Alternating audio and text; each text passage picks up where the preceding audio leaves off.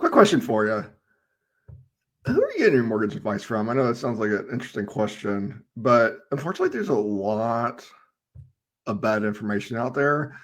And in this video, I want to talk a little bit about the good from the bad, who's an expert, who's not an expert, and more importantly, how to determine if you're getting good advice about your VA home loan, because it does make a difference. Google and ChatGPT frequently wrong on VA mortgage advice, and here's why. Oftentimes, they pull results from the people that do the best SEO, which are not necessarily loan officers. They're just people that are good at SEO. SEO is a completely different skill from lending. I'm pretty good at both, but I'm the exception for sure.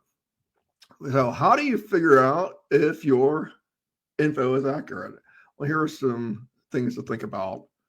Are they citing sources like the VA handbook? If you ever watch my videos about any sort of guideline, you'll notice that I will cite sources. I'll say, you know what, this came from the VA handbook. Here's the page it was on. Here's the reason. All those types of things. Or oftentimes, it might have been a rule a few years ago. The rule changed. They never updated it, or they just didn't read the updated policy from the VA. That happens too. Here's a huge one. Are they licensed or are they a social media influencer? If you look at the top left corner of this video, you'll notice that there's an NMLS number on all my videos.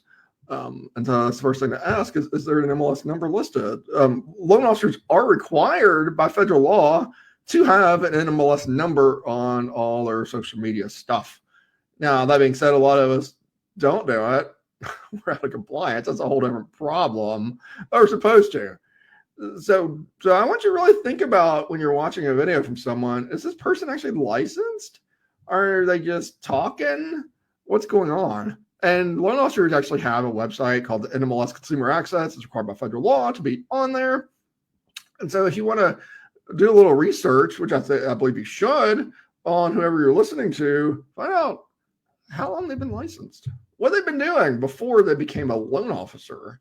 Did they just start last week, last month, last year? What are they doing?